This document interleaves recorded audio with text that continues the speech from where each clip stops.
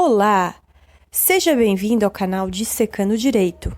Hoje iniciaremos a leitura da Lei 6.745 de 1985, a lei que trata do Estatuto dos Servidores Públicos Civis do Estado de Santa Catarina. E assim iniciamos a nossa leitura. O governador do Estado de Santa Catarina faço saber a todos os habitantes deste Estado que a Assembleia Legislativa decreta e eu sanciono a seguinte lei. Título 1.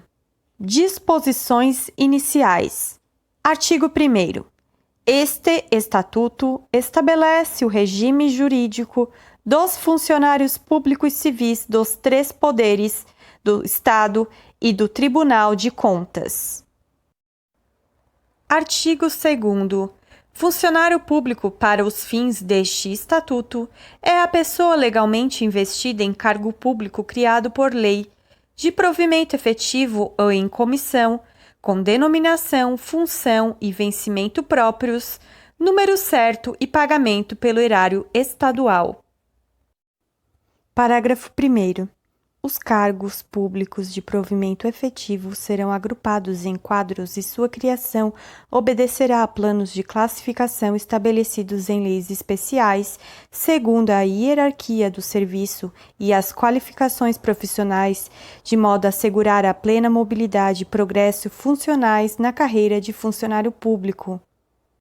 Parágrafo 2º. A análise e a descrição de cada cargo serão especificadas na respectiva lei de criação ou transformação.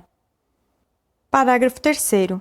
Da análise e descrição de cargos de que trata o parágrafo anterior, constarão, entre outros, os seguintes elementos: denominação, código, atribuições, responsabilidades envolvidas e condição para seu provimento, habilitação e requisitos qualificativos.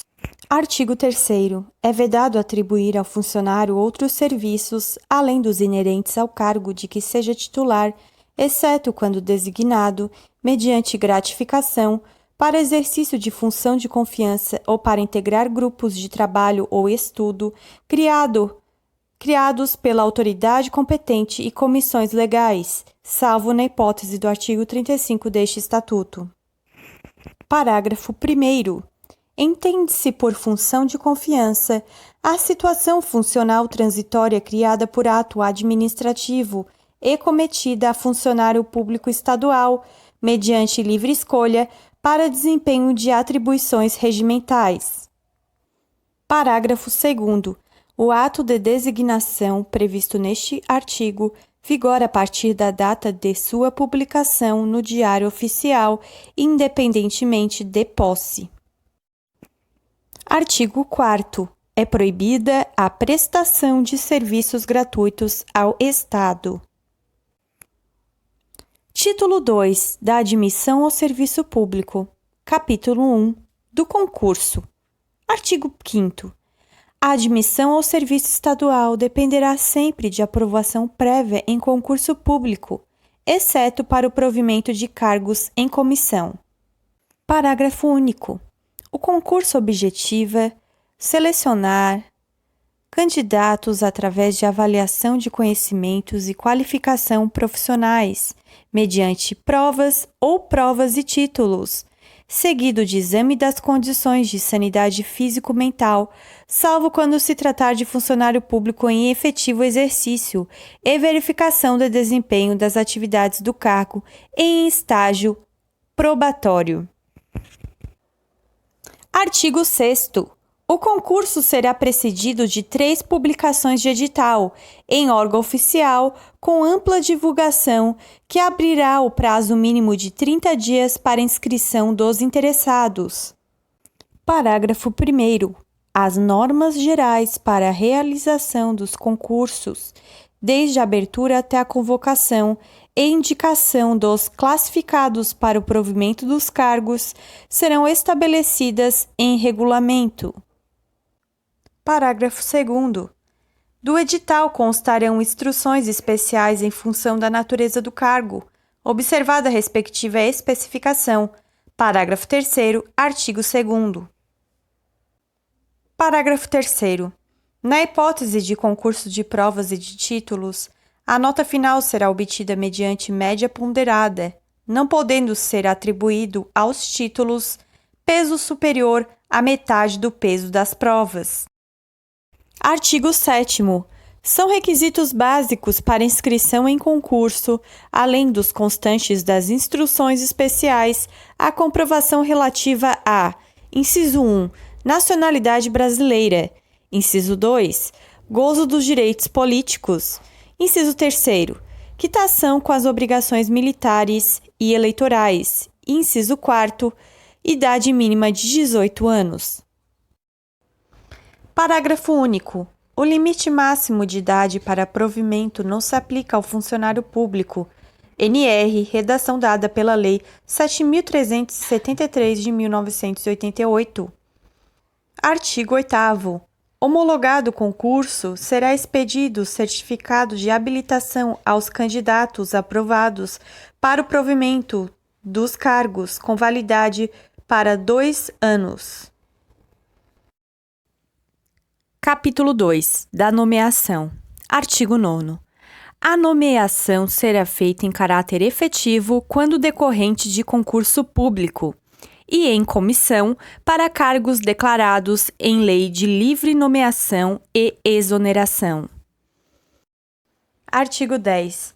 A nomeação em caráter efetivo observará o número de vagas existentes, obedecerá à ordem de classificação e será feita para o cargo objeto de concurso, atendido o requisito de aprovação em exame de saúde.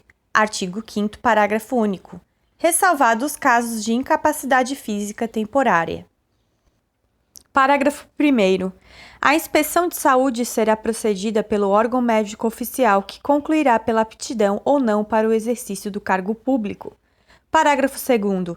A deficiência de capacidade física nos termos deste artigo, comprovadamente estacionária, não será considerada impedimento para a caracterização da capacidade psíquica e somática, desde que tal deficiência não impeça o desempenho normal das funções inerentes ao cargo.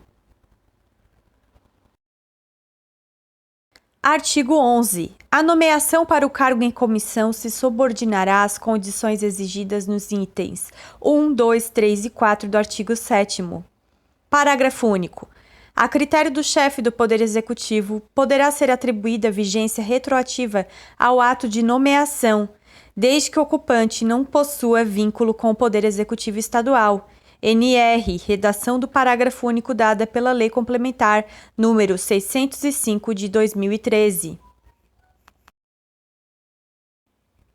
Capítulo 2. Da posse. Artigo 12. A posse é o ato pelo qual o nomeado para um cargo público manifesta pessoal e expressamente a sua vontade de aceitar a nomeação e inicia o exercício das respectivas funções. Parágrafo único. Do termo de posse assinado pela autoridade competente e pelo funcionário nomeado, constará a declaração de inexistência de incompatibilidade legal para o exercício do cargo e o compromisso de fiel cumprimento dos seus deveres e atribuições. Artigo 13. A posse em cargo de provimento em comissão será precedida de exame de saúde, nos termos deste Estatuto, salvo quando se tratar de funcionário público em efetivo exercício. Artigo 14. A posse terá lugar no prazo de 30 dias da data da publicação do ato de nomeação no Diário Oficial. Parágrafo 1º. A requerimento do interessado, o prazo para a posse poderá ser prorrogado por mais 30 dias, ou enquanto durar o impedimento, se estiver comprovadamente doente. Parágrafo 2º. Será tornada sem efeito a nomeação quando, por ato ou omissão de que for responsável o nomeado, a posse não se verificar no prazo estabelecido. Parágrafo 3º. O prazo a que se refere este artigo, para aquele que antes de tomar posse for incorporado às Forças Armadas, será contado a partir da data da desincorporação. E se você gostou desse vídeo, curta, compartilha e deixe um comentário. Vai nos ajudar muito a continuar as postagens. Até mais!